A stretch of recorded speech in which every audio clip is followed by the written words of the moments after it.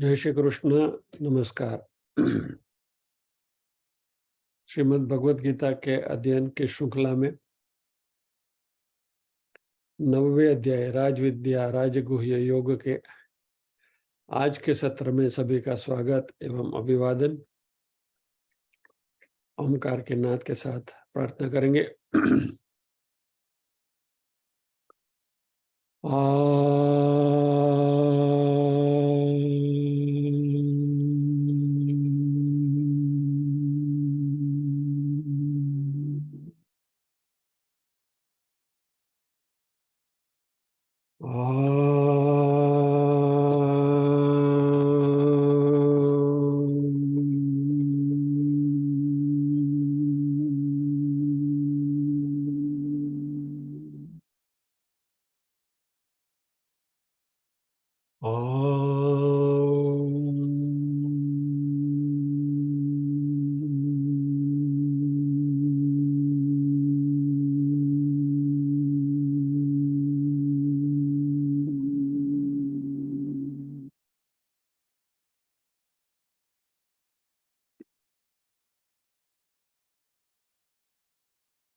वक्रतुंड महाकाय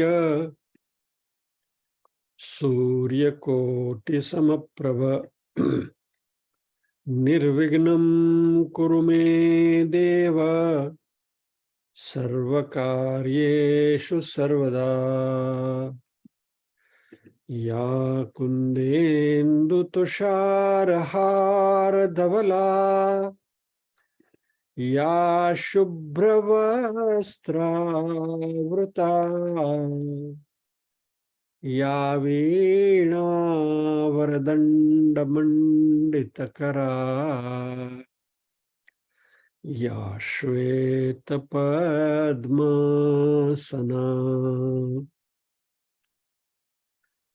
या ब्रह्माच्युतशङ्कर प्रभृतिभिर्देवैः सदा वन्दिता। सा मां पातु सरस्वती भगवती निःशेषजाड्यापहा।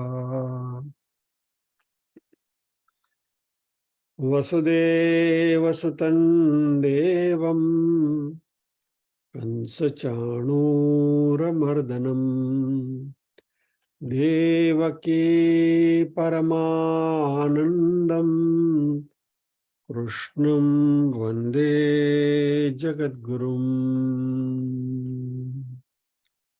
ॐ सहना भवतु सहनौ भुनक्तु सह वीर्यं करवावहै तेजस्विनावधितमस्तु मा विद्विषावहै। ॐ शान्ति शान्ति शान्तिः। यत्र योगेश्वर कृष्णो यत्र पार्थो धनुर्धरः तत्र श्रीर्विजयो भूतिर्ध्रुवा नीतिर्मतिर्मम।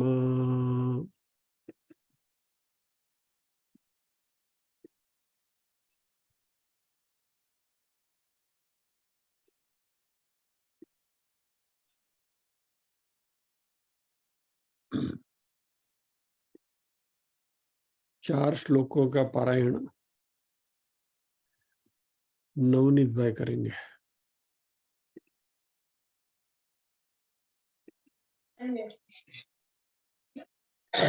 ओम श्री जय श्री कृष्ण। ओम श्री परमात्मने नमः। अथ श्री अध्याय नवमोऽध्याय। श्री भगवान उवाच इदं तु ते गुह्यतमं प्रवक्ष्याम्यनसूयवे ज्ञानं विज्ञानसहितं यज्ञात्वा मोक्ष्यसे शुभात्। राजविद्या राजगुह्यं पवित्रम् इदमुत्तमम् प्रत्यक्षावगमं धर्म्यं सुसुखं कर्तुमव्ययम्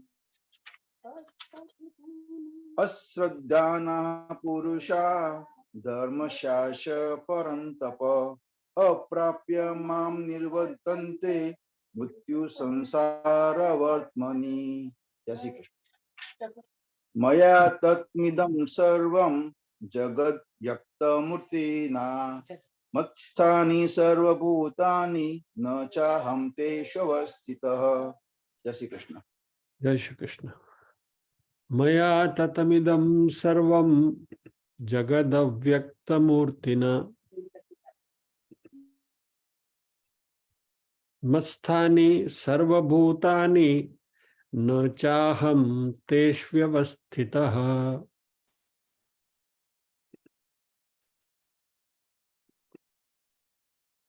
मया ततमिदं सर्वं जगत अव्यक्त मूर्तिना मत्स्थानि सर्वभूतानि न चाहं तेष्वस्थितः। इस मैं अव्यक्त स्वरूप मेरा जो है उससे ये संपूर्ण जगत व्याप्त है।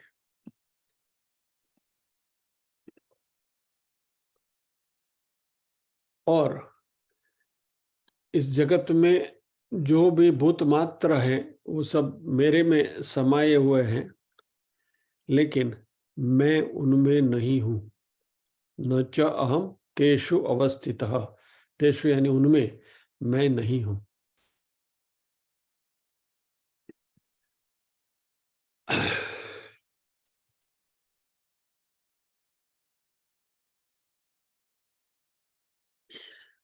पहले तो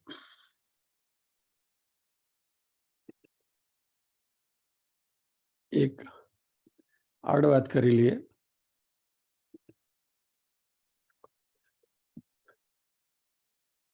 आप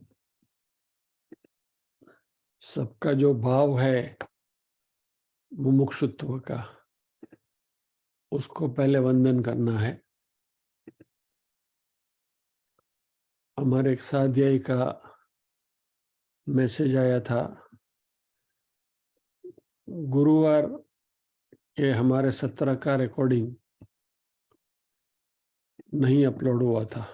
एक्चुअली नॉर्मली क्या होता है कि 17 पूरा होते ही हो सके तो उसी दिन उसको अपलोड कर दिया जाता है, तो on a day to day basis upload होता रहता है। लेकिन ये गुरुवार को मांडुक्य उपनिषद का 17 अपलोड नहीं हुआ था। आपने देखा होगा शुक्रवार को हुआ, नेक्स्ट डे हुआ। तो जो हमारे में जो सतर्क थे, द अलर्ट साध्यायी, उनका मैसेज आया कि रिवीजन के लिए वो चाहिए और वो अपलोड नहीं हुआ है, तो फिर शुक्रवार को अपलोड कर दिया था।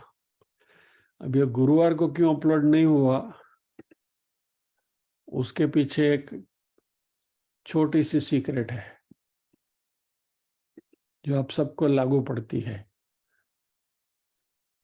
इसका जिक्र मैंने हमारे गुरुवार के भगवत गीता के क्लास में करी, अरे संस्कृत के क्लास में करी थी। ગુરુવારે મારો નકોડો ઉપવાસ હતો। गुरुवार को मैंने नकोरडा उपवास किया था। तो संस्कृत के क्लास में बात मैंने करी कि आज मारो नकोड़ो उपवास है गुरुवार है। तुम्हारी संगीता बेन जो मुझे अच्छी तरह से पहचानती है, उन्होंने फौरन शी रिटोर्टेड कि भाई तमे कोई दिवस उपवास करता नहीं ने आज वळे नकोड़ो उपवास એટલે ठेकाणे जने खसकी न गयो ने। बोले नहीं बेन, बिल्कुल जगह पे ही है, किसका हुआ नहीं है, अपनी जगह पर ही है। तो फिर नकोड़ा उपवास शू आदरू छे? बोला ये नकोड़ा उपवास भोजन का नहीं है, नकोड़ो उपवास व्हाट्सएप नो तो। हमारी फैमिली का एक ग्रुप है जिसमें बीच में एक बात मैंने करी थी, वो कोई सविता बा को भगवान ने झापटिया के रूप में आके कंधे पे बिठा के दर्शन करवाए थे वगैरह।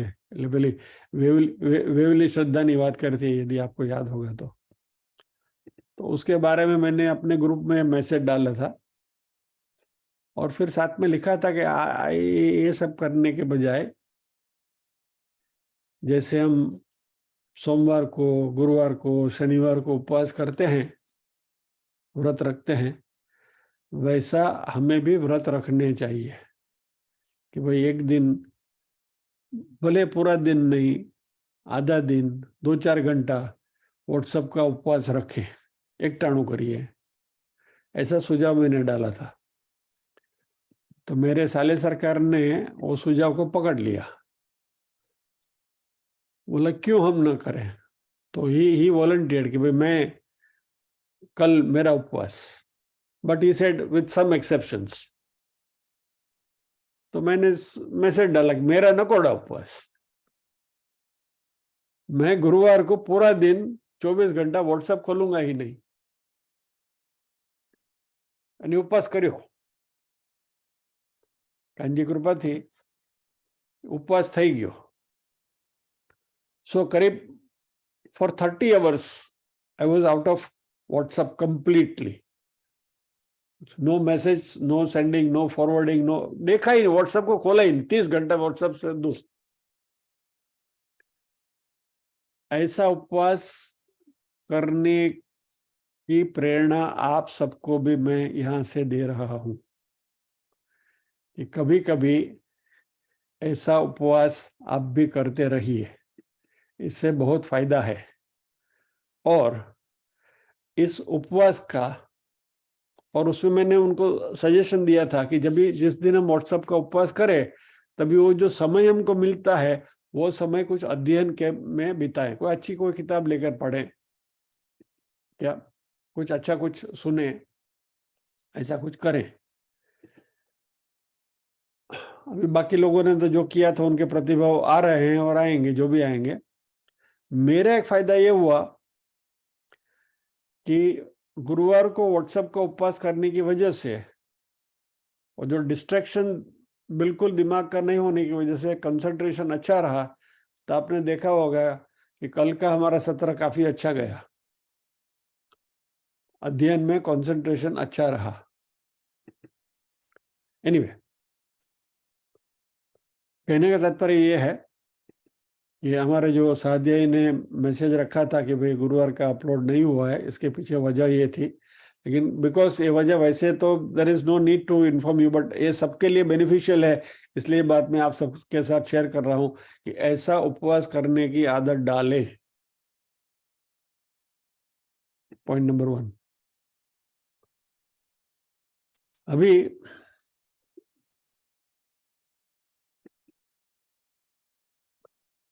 हमारे एक और साध्यायी ने जिस तरीके से उन्होंने मैसेज भेजा है, नॉर्मली उनका जब भी मैसेज आता है या तो क्वेरी आती है तो टाइप करके आता है, प्रॉपर फॉर्म में आता है। लेकिन ये मैसेज जो आया है वो ऑफिस की स्टेशनरी के ऊपर, और ऐसा बैठे हैं, कुछ काम कर रहे हैं और दिमाग में कुछ बात आई और फटाक करके लिख डाला। तो जो भी पेपर हाथ में आया वो मैं I can see in the message कि वो जो पेपर है वो ऑफिस की स्टेशनरी का पेपर है, और हाथ से स्क्रिबल करके सेलफोन से फोटो निकाल के उन्होंने भेज दिया। मीन्स कि जो विचार आया फौरन it was scribble down and it was sent. So इसके लिए मैं उनकी हौसला अफजाई कर रहा हूं कि भाई it's a very good thing कि आप सब इतने अलर्ट हैं। अभी उन्होंने जो मैसेज भेजा है वो अंग्रेजी में है, मैं उसको हिंदी में ट्रांसलेट करूंगा तो उसको मैं पूरा जस्टिफाई शायद नहीं कर पाऊंगा, या तो मैसेज की आत्मा चली जाएगी। तो I am reading out as it is, जैसे आया है। क्वेश्चंस। अब ये 9वां अध्याय हमने शुरू किया ना, तो उसमें सवाल आया है, why is there a plot twist. Bhagavad Gita में आज तक जो बातें हो रही थी, इसमें सडनली ये प्लॉट में ट्विस्ट क्यों आ रहा है? चैप्टर 15 श्लोक 7, he says he is in all beings. Why contrary? ममैवांशो जीवलोके जीवभूत सनातन की बात है यहाँ. Question number 3, what happens to the concept of omnipresent? सर्वव्यापकता उनका जो है वो बात कहाँ गई? और वापस उनका एक पूरक प्रश्न आया कि उसी श्लोक में 9वें अध्याय के चौथे श्लोक में Kanji says that he isn't dependent on living beings, but aren't we the same? अभी ये प्रश्न उन्होंने पूछे.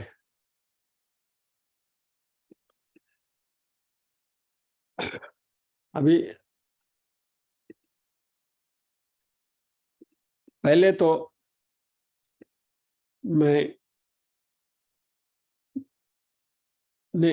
जो उत्तर सोचा, जो मन में आया उत्तर जो मैंने सोचा था वो कुछ ऐसा था कि भगवत गीता में भगवान 4 लेवल से ऑपरेट कर रहे हैं. ये बात समझने जैसे खास ध्यान देकर सुनिए इस बात को.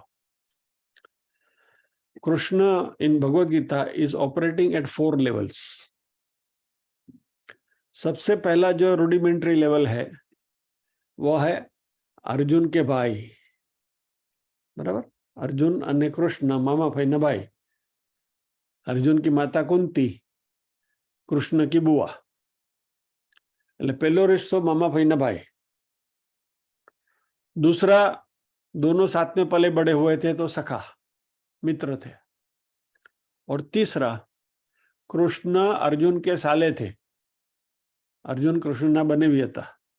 કૃષ્ણની બેન સુભદ્રાનું હરણ અર્જુને કરેલું ને કૃષ્ણએ એમાં મદદ કરી હતી. ઉપાડી જા. एनीवे, ये भागवत यानी कृष्ण और अर्जुन में पहले तो एक तो रिश्ता है, और इसमें जो खास करके जो मित्र का जो रिश्ता है सखा, वह भगवान ने स्वयं 4थे अध्याय के 3रे श्लोक में ये बात करी है. यानी आपको मैं स्पेसिफिक रेफरेंस के साथ ये बता रहा हूं. सो फर्स्ट लेवल इज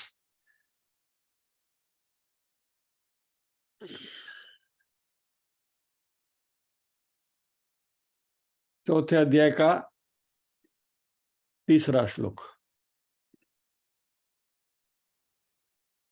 स एवायं मया तेद्य योग प्रोक्त पुरातनः भक्तोऽसि मे सखा चेति रहस्यम हे तदुत्तमम्. तुम में ये सारी बातें जो योग की बातें हैं वो पहले मुझसे कही गई है. मैंने सूर्य से कही थी, सूर्य ने मनु को कही थी, मनु ने राजर्षियों को कही थी वगैरह. इस परंपरा से चलता आया है. लेकिन ये जो ज्ञान है, काले न महता योगो नष्ट परंतप, धीरे धीरे ये ज्ञान जो है वह डाइल्यूट हो गया, या तो अदृश्य हो गया, या तो इट वाज नॉट अवेलेबल. वही ज्ञान को स एव अयम मया ते अद्य योग प्रोक्त पुरातन, जो मैंने पहले इनको कहा था, सूर्य से कहा था, वही योग मैं तुम्हें, यह उत्तम रहस्य जो है मैं तुम्हें कह रहा हूं. क्यों? भक्तों सी में सखा चेती, तुम मेरे भक्त हो, तुम मेरे मित्र हो. तो this the first confession given by Krishna in Bhagavad Gita कि हे अर्जुन, तुम मेरे सखा हो, इसलिए ये उत्तम रहस्य मैं तुम्हें बता रहा हूं. That is the first level at which is operating. Second level is अवतार. यही 4थे अध्याय का 8वां श्लोक.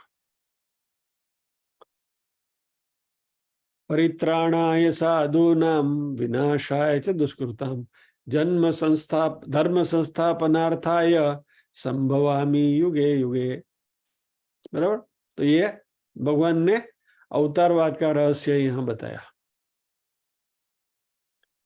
तो नंबर 1, अर्जुन के रथ में जो खड़े हैं कृष्ण, पहले वह उनका रिश्तेदार कृष्ण है, सखा है और रिश्तेदार है. दूसरा रिलेशन, वही कृष्ण जो वहां खड़े हैं वो अवतारी पुरुष है, शरीरधारी है, सगुण साकार ब्रह्म है, जो अर्जुन के सामने खड़ा है. This is the second level at which is operating. Third level सगुण निराकार ब्रह्म, मायापति ईश्वर. 7वें अध्याय का 14वां श्लोक, ये भी आपको बताता हूं. ये सब हम कर चुके हैं, इसमें कुछ नया नहीं है. Just we are recapitulating. श्लोक आपको याद होना भी चाहिए, फिर भी आई डिस्प्ले इट. दैवी हेषा गुणमयी मम माया दुरत्यया मामेव ये प्रपद्यन्ते माया में ताम तरन्ति थे. मायापति ईश्वर यानी सगुण निराकार ब्रह्मा, जिसने माया का सृजन किया. बराबर. देवी ऐसा गुणमयी मम माया, यहाँ देखिए मम शब्द का प्रयोग हुआ है. तो ये तीसरा level at which Krishna is operating in Bhagavad Gita. और चौथा निर्गुण निराकार ब्रह्म, उसकी तो बात भगवद गीता में बार बार आती है, तो I am not coating any श्लोक फॉर दैट. ठीक है. तो इस तरीके से चौथे अध्याय का तीसरा श्लोक अर्जुन के रिश्तेदार, चौथे अध्याय का 8वां श्लोक अवतारी कृष्ण, 7वें अध्याय का 14वां श्लोक सगुण निराकार ब्रह्म, और पूरे भगवद गीता में निर्गुण निराकार ब्रह्म की बात आई है. This I am just giving you illustration कि भाई भगवान भगवद गीता में 4 लेवल से ऑपरेट करते हैं. तो कोई भी जो श्लोक आते हैं, क्योंकि यहाँ ये जो क्वेश्चन आए हैं हमारे स्वाध्याय का, 15वें अध्याय में भगवान ने कहा ममई वांशो जीवलोक, वैसे 18वें अध्याय में भी कहा है क्या, ईश्वर सर्वभूतानां हृदय तिष्ठति अर्जुन वगैरह वगैरह. तो हमें वो सारी बातें विथ रेफरेंस टू कॉन्टेक्स्ट लेनी है. इसमें एक का कनेक्शन दूसरी जगह यदि हो गया तो शॉर्ट सर्किट होने की संभावना है. और ये श्लोक जो है वह from this point of view it is very important and टची. अभी मजे की बात देखिए.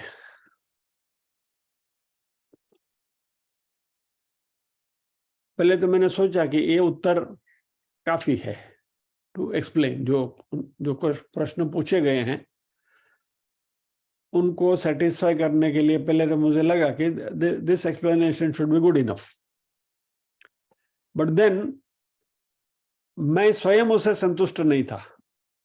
मतलब फिर भी इसका पूरा पूरा जवाब नहीं मिल रहा है.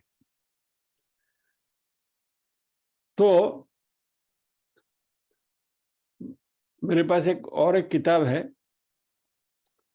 जिसमें भगवद गीता के ऊपर शंकराचार्य, रामानुजाचार्य, मध्वाचार्य, वल्लभाचार्य, विद्यावाचस्पति, मधुसूदन सरस्वती, ऐसे बड़े बड़े दिग्गजों की कमेंट्री है.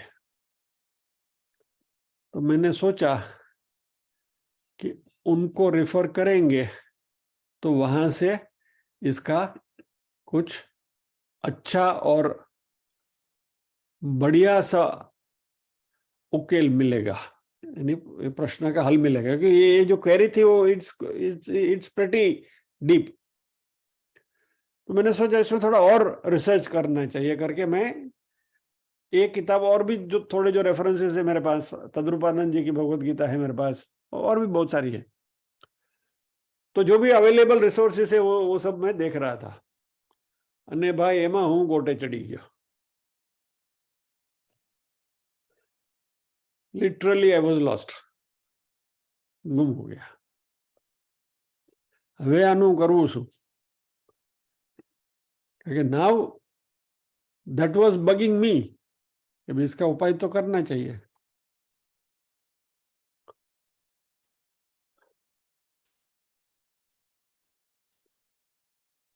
थोड़ा बहुत इनसे जो कुछ एक्चुअली आज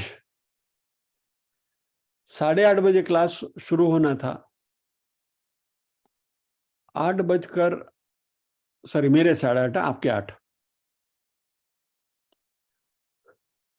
यानी क्लास शुरू होने के 10 मिनट पहले आई वॉज नॉट श्योर कि मैं અહીંયા હું શું પીરસીશ, क्योंकि I am my self was in a confuse state. अभी भी मैं हूं, क्लैरिटी अभी भी नहीं है, लेट मी बी ऑनेस्ट। और यदि सच कहूं ना, तो आज मेरी परिस्थिति वही अर्जुन वाली है।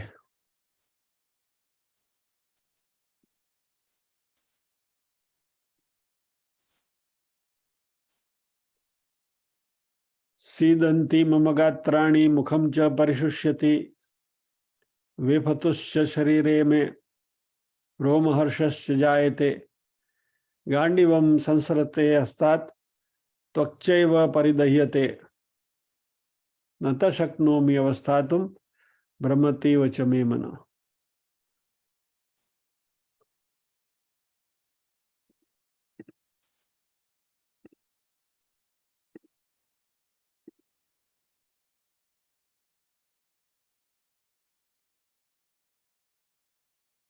प्रथम अध्याय 29 और 30वां श्लोक।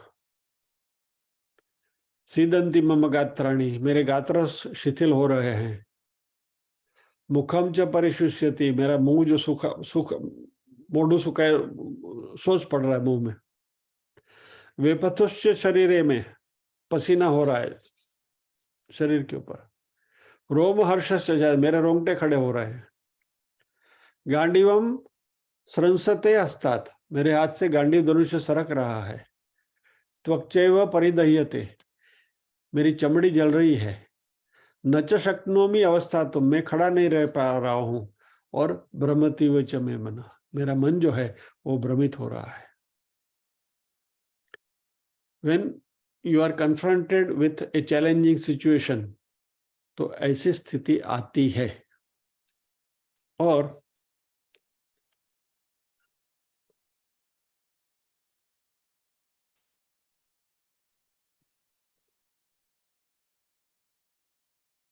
अर्जुन की परिस्थिति क्या थी, वो पहले अध्याय के 47वें लास्ट श्लोक में संजय कहते हैं कि एवं मुक्त्वा अर्जुन संख्ये रथोपस्थ उपाविशत विसृज्य सशरम चापम शोक संविघ्न मानसः। ऐसा कह के अर्जुन संख्य यानी कि रण मैदान में रथ के पिछले के हिस्से में जाकर बैठ गए। कैसे बैठे? विसृज्य सशरम चापम, जो धनुष तैयार रखा था युद्ध करने के लिए, टंकार કરીને जो धनुष अर्जुन गांडीव, नो अर्जुन के गांडीव का टंकार itself was so this thing threatening कि लोग वैसे ही भयभीत जो होता है। खाली अर्जुन ने पड़ा चढ़ा के टिंग किया तो भी लोगों को भय लगता था। ऐसा सशरम चापम, ये जो धनुष जो है, जो चढ़ाया हुआ धनुष है, जिसकी ये उसको विसृज्य, उसको छोड़कर शोक संविघ्न मानसः रथोपस्थो उपाविशद, रथ के पीछे जाकर बैठ गए।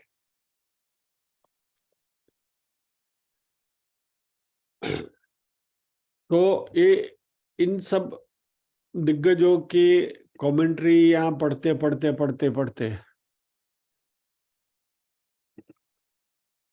मेरा मन भी चक्करगिन्नी हो रहा था, अभी करे क्या।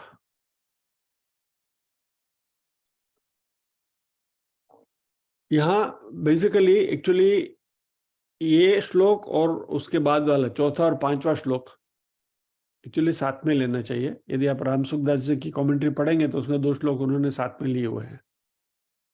एनीवे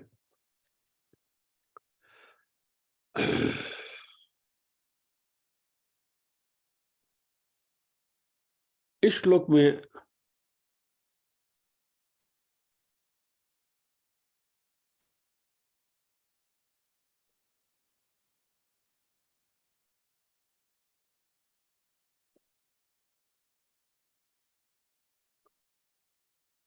मया ततम इदम सर्वम जगत अव्यक्त मूर्तिना।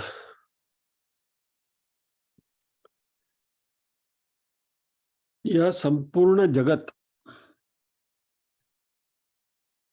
मेरे अव्यक्त स्वरूप से व्याप्त है। दैट मीन्स कि I am pervading the entire universe. और मत्स्थानी सर्वभूतानि, ये जो सारे भूत मात्र हैं वो मेरे अंदर समाये हुए हैं।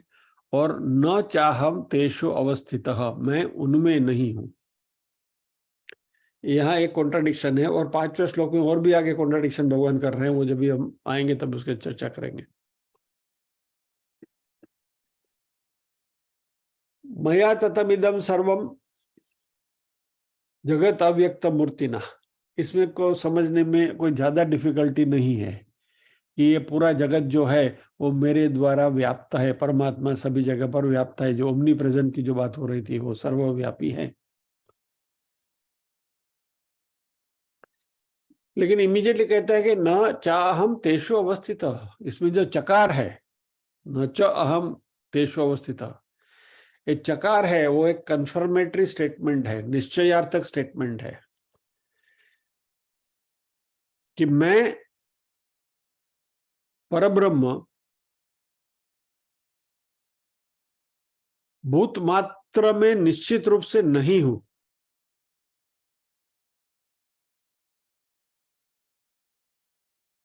कैसे? यानी ये सारे जो भूत मात्र हैं, ये सृष्टि का सृजन करके परमात्मा ने उसमें प्रवेश किया, ऐसी हमें सिखाया गया है। बराबर?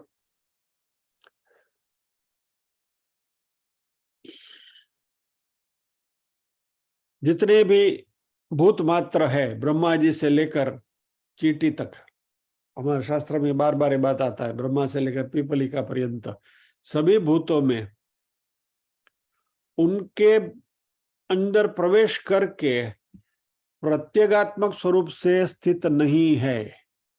और इसके लिए शंकराचार्य जी ने एक दृष्टांत दिया है। I'll display it to you.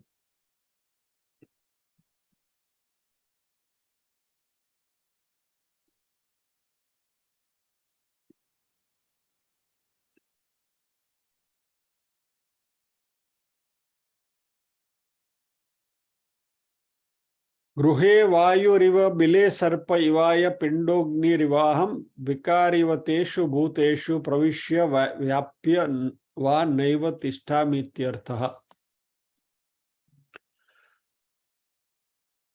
यानी परमात्मा इस जगत में उन्होंने प्रवेश किया है, जगत का सृजन करके, ऐसी जो शास्त्रोक्ति है उसके ऊपर शंकराचार्य जी कमेंट कर रहे हैं। कैसे? गृहे वायुरिव, घर में जैसे हवा आ जाती है, मान लीजिए घर की खिड़की आप खोल दीजिए, उसमें हवा आ गई, बराबर? तो घर के अंदर हवा ने प्रवेश कर लिया, यानी कमरा है उसके अंदर हवा आई, समथिंग एंटर्ड द हाउस। बिले सर्प इवाय, बिल के अंदर जैसे सांप जाता है, सांप का बिल होता है, तो सांप है वो बिल के अंदर प्रवेश करता है, अंदर चला जाता है। वैसे भगवान सृष्टि का सृजन करके उसमें अंदर घुसे नहीं है, जैसे सांप बिल में प्रवेश करता है। पिंडोग्नि रिवाहम, लोखंड का जो गोला है उसको आप गर्म करेंगे, तपाएंगे अग्नि में डाल के, तो संतप्त होकर बिल्कुल लाल लाल घूम हो जाता है, बराबर है? तो जैसे वो लोहे के गोले में अग्नि ने प्रवेश किया, वैसे भी भगवान ने सृष्टि में प्रवेश किया है, ये कहना गलत है, ऐसा शंकराचार्य जी कहते हैं। यानी ये सब दृष्टांत देते हैं कि घर के अंदर वायु का आना, बिल के अंदर सर्प का जाना, या तो ये लोहे के गोले के अंदर अग्नि का प्रवेश करना, ऐसा विकार जो है वह सभी भूतों के अंदर तेषु भूतेषु प्रविश्य व्याप्य वा नैव तिष्ठामि इति अर्थ, यानी कि इस तरीके से मैं हूं, वो अर्थ यहां नहीं है। यानी सृष्टि का सृजन करके परमात्मा इस तरीके से सृष्टि में घुस गए, ऐसे परमात्मा ने सृष्टि में प्रवेश ले लिया, ऐसी यदि मान्यता है तो वो गलत है, ऐसा शंकराचार्य जी कहते हैं।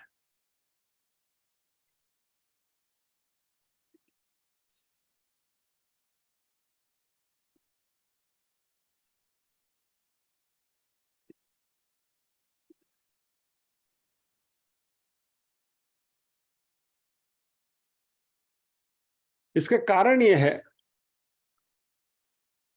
कि ये तीनों घटनाएं जो यहाँ शंकराचार्य जो एग्जाम्पल में बता रहे हैं, इसमें पहले तो गर्मी वायु, तो घर और वायु दोनों एक दूसरे से अलग हैं। House is different entity, air entering the house is a different entity. वैसे bill is a different entity, और उसके अंदर सर्प को घुसना वो बिल से अलग है। और तीसरा, लोहे का गोला, उसको आपने अग्नि में तपाया तो अग्नि अलग है, लोहे का गोला अलग है। हालांकि गोला में अग्नि दिखती है आपको, लाल लाल हो गया है करके। यानी यदि परमात्मा को सभी भूतों के अंदर प्रवेश करना है तो परमात्मा को इन भूतों से अलग होना पड़ेगा। परमात्मा should be an entity different from all this भूत। यानी कि इस विश्व में यदि परमात्मा को प्रवेश करना है, उसके अंदर परमात्मा को प्रवेश करना है, तो परमात्मा को इस विश्व में नहीं होना चाहिए, कहीं बाहर होना चाहिए, तो ही विश्व में प्रवेश कर सकते हैं।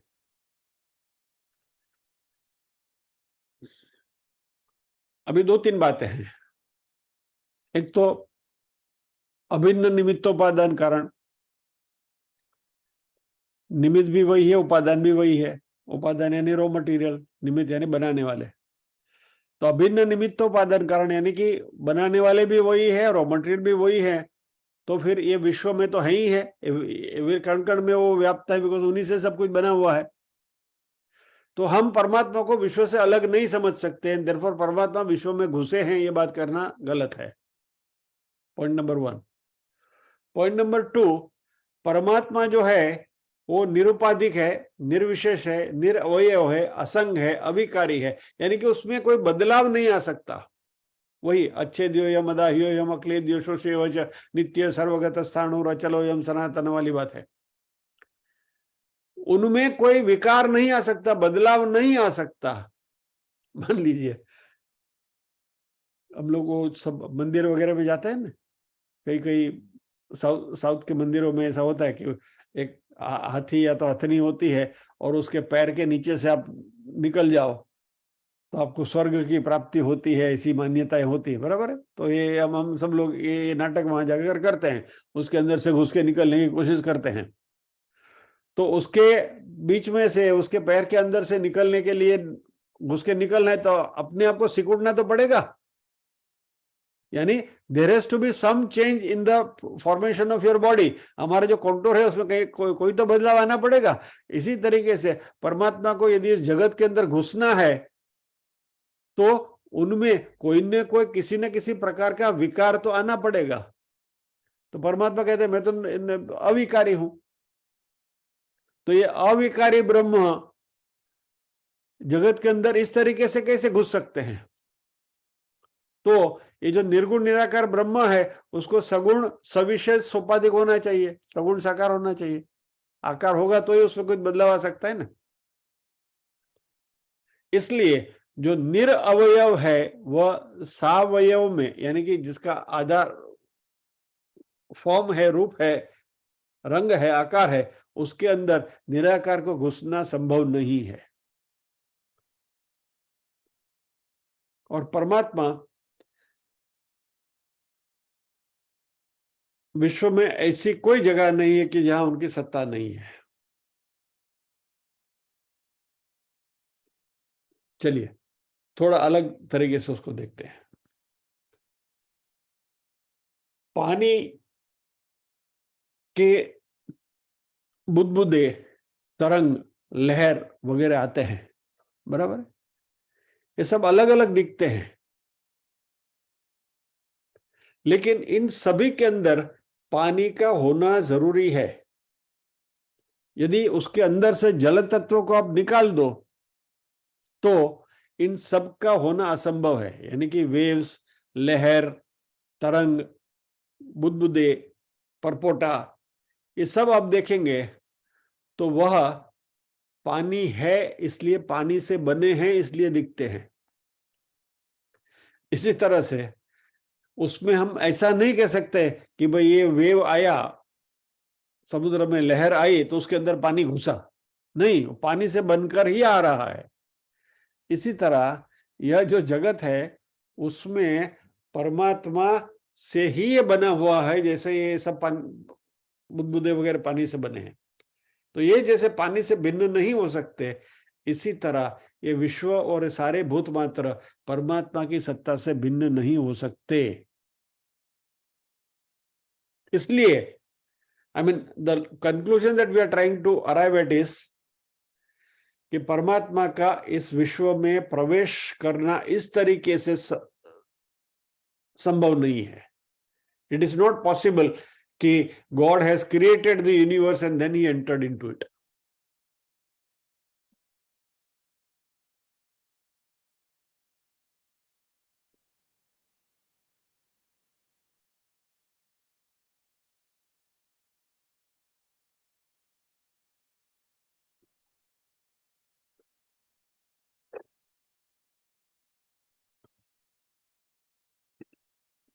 इसका थोड़ा और क्लैरिटी से समाधान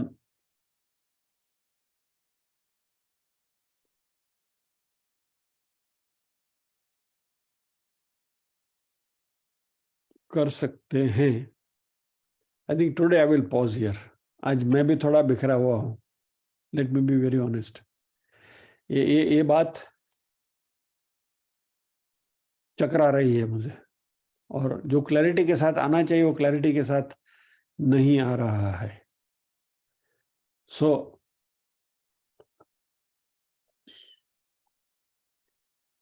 थैंकिंग द साध्यायी फॉर दिस नाइस यॉर्कर, कि जिसको मैं अच्छी तरह से खेलना चाहता था लेकिन नहीं खेल पा रहा हूं। I will come prepared better next time. अगले सैटरडे इसके ऊपर हम चर्चा करेंगे, लेकिन इस बात को अच्छी तरह से क्रिस्टलाइज करना है। दैट इज मैंने काफी अध्ययन किया है, लेकिन वो क्लैरिटी के साथ मैं आपके सामने पेश नहीं आ रहा हूं। यानी मेरे मन में वो बात बैठ गई है, but I am unable to bring it forward with that clarity. Maybe with some examples next time we will see it in a better way. Actually क्या हुआ मालूम है कि ये जो रेफरेंसेस मैंने देखे हमारी भाषा में, जो अपने पिरसणियानी भाषा में कहूं ने तो ગીરની ગાયના ઘીના બનેલા ચૂરમાના લાડુ અને એની અંદર વ્યવસ્થિત જાયફળ નાખેલું અને ઉપર ખસખસ ચડાવેલી અને અડદની દાળની સાથે પીરસવાના। હવે એ પચવામાં વાંધો જ પડે ને, એટલે હું પરસને की कोशिश એની સાથે તમને હું હિંગાષ્ટક ચૂર્ણ આપું ને તોય હજમ ન થાય। ये लड्डू खिला के ऊपर हिंगाष्टक भी दिया ना तो भी हजम नहीं होगा। इसलिए नेक्स्ट टाइम इसको कुछ अलग फॉर्म में बनाकर आपके सामने परोसना पड़ेगा, ऐसा सोच रहा हूं। तो कई बिरयानी जेवुं कंईक बनावीने समझवानी कोशिश करशुं। So please bear with me. आज हम यही रुकेंगे। ओके, चलिए, ब्रह्म की बात चली है तो जाते जाते एक स्वीट डिश आपको खिला दूं।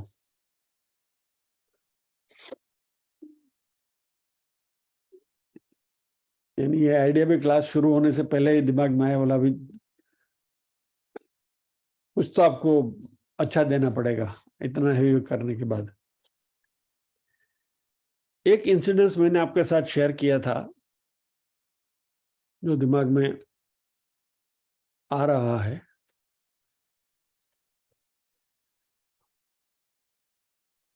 करीब 30 साल पहले, अर्ली 90s की बात है। मदुरई के पास एक कडलूर करके गांव है, छोटा शहर है, जहां ओनली बटेटा वड़ा, हाँ बटेटा वड़ा, बीजू काई नहीं।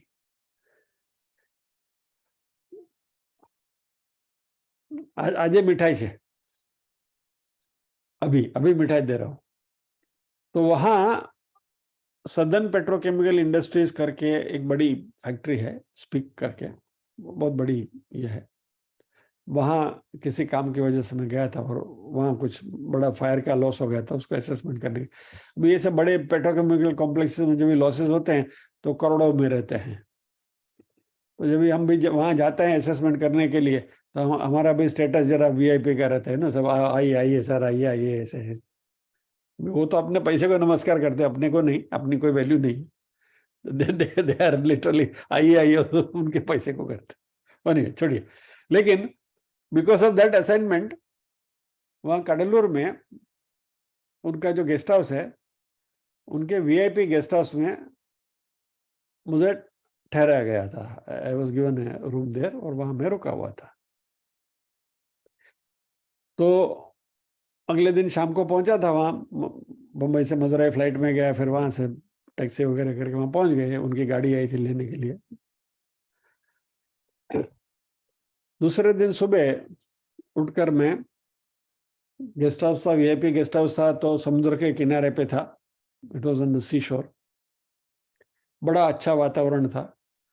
मैं गेस्ट हाउस के बरामदे में बैठकर सुबह 7:30 बजे अपनी मॉर्निंग चाय पी रहा था। और उन दिनों जी टीवी पे सुबह 7:30 से 8 के बीच में हिंदी फिल्म के बोले बिसरे गाने आते थे, old songs, typical nice beautiful old songs. तो कार्यक्रम चल रहा था, मैं कुछ देख नहीं रहा था, टीवी लगाया हुआ था, गाने चल रहे थे। मैं बाहर बरामदे में बैठा था। I was there in the terrace, balcony में चाय पी रहा था। उसमें एक गाना बजना शुरू हुआ, और सामने अर्ली मॉर्निंग का समय था, तो सनराइज था, सूर्य उग रहा था। और यू नो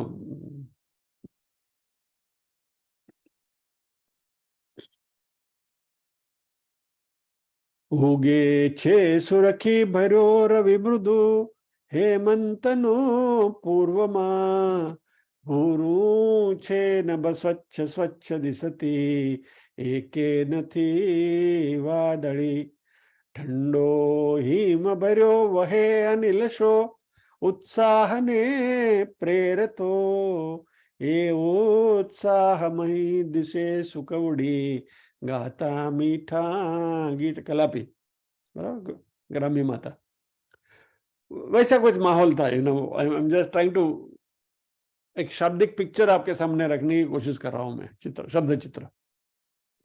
इतना अच्छा माहौल था, वो गाना चल रहा था, और गाना आ गया मन में, और कहीं से मोर के गहकने की आवाज आई। टेवोक। नाउ, पहले तो समुद्र तट पर मोर का होना इज रेरिटी। नॉर्मली मोर समुद्र किनारे नहीं दिखते हैं, सीशोर पे। और हम तो जहां बैठे थे बिल्कुल सामने समुद्र था। पता नहीं क्या हुआ, बैठा था वहां, और क्योंकि वीआईपी गेस्ट हाउस में ठहरना था, तो कुर्ता पायजामा पहना हुआ था वीआईपी गेस्ट हाउस में थे, घर में हो तो लुंगी बुंगी पहरेली હોય अर्धी धोली कदोड़ी पायजामा की હોય, वहां तो जरा ढंग से रहना पड़ता है ना, तो कुर्ता पायजामा पहना हुआ था। और ऐसे ही मन में विचार आया, सब कुछ ऐसे छोड़ के, रूम भी लॉक करने की जरूरत नहीं थी वहां, तो it was a very private this thing. Guest house के जो स्लीपर्स उन्होंने रखे थे, स्लीपर्स पहन के बाहर निकल गया समुद्र तट पे जाने के लिए। तो गाना दिमाग में चल रहा है। और जैसे नीचे उतरा और वहां की जो छोटा सा रास्ता जिन्हें पर पगडंडी कहे ना, वो जो था वो पगडंडी से चलने लगा, समुद्र की ओर जाने लगा। और अभी ये सही में था कि मेरा भ्रम है, आज तक मुझे पता नहीं है, लेकिन जैसे ही मैं बाहर निकला और समुद्र तट की ओर चलने लगा, एकदम सभी एक साथ कुछ 25-30 मोर जैसे गए रहे से सभी जगह टेहो टेहो टेहो टेहो की आवाज आ रही थी। पता नहीं ये मेरा भ्रम भी हो सकता है या तो रियलिटी भी हो सकती है, लेकिन मैंने आवाज सुनी थी, I can watch for it. और वो गाना चल रहा था दिमाग में, इन द सबकॉन्शियस माइंड। फिर तो वहां समुद्र किनारे पर थोड़ा टहला, उधर उधर ठंडी हवा आ रही थी, 10-15 मिनट बिताए। फिर बाद में तो काम के लिए आया था, तो काम के लिए वापस जाना है, तो लौट के थोड़ा कंपोज होके, ठीक होके, आंखों में से अश्रुधारा चल रही थी, सब मुंह पहुंच के, ये माहौल था। और इस गाने के परिप्रेक्ष्य में मुझे उस दिन ऐसा लगा कि जैसे मुझे परमात्मा का साक्षात्कार हुआ। लता मंगेशकर का गाया हुआ ये गाना फिल्म हकीकत का है।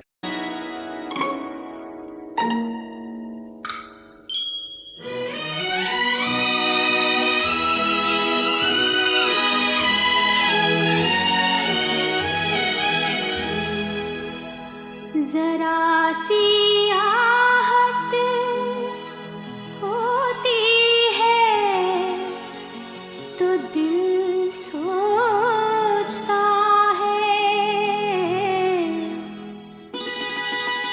कहीं ये वो तो नहीं, कहीं ये वो तो नहीं, कहीं ये वो तो नहीं, जरा सी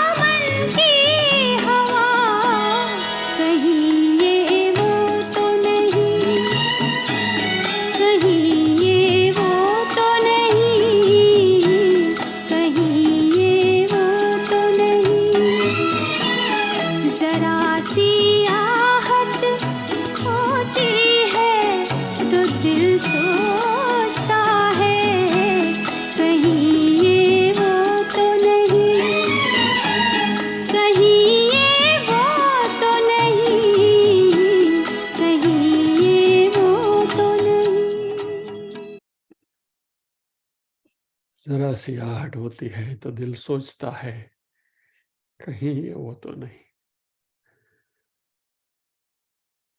उस दिन ऐसी अनुभूति हुई थी कि जाने के हम गाल ऊपर पीछू फरी गयो है।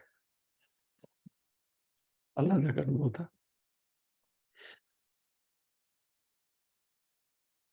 Anyway, आज का जो हमारा विषय है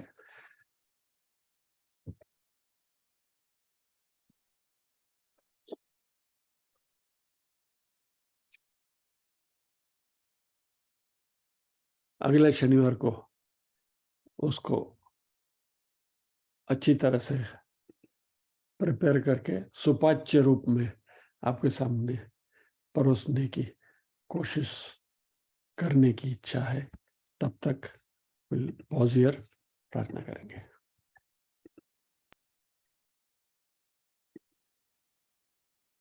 ओम असतो मा सद्गमय तमसो मा ज्योतिर्गमय मृत्योर्मा अमृतंगमय सर्वेषां स्वस्तिर्भवतु सर्वेषां शांतिर्भवतु सर्वेषां मंगलं भवतु सर्वेषां पूर्णं भवतु लोका समस्ताः सुखिनो भवन्तु लोका समस्ताः सुखिनो भवन्तु नाहं कर्ता हरिः कर्ता हरिः कर्ता हि केवलम्।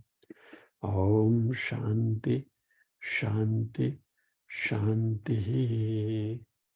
सभी के हृदय कमल में विराजमान वही परब्रह्म परमात्मा को वंदन करते हुए आज के सत्र को विराम देते हैं।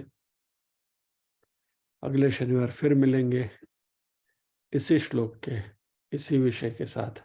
जय श्री कृष्ण।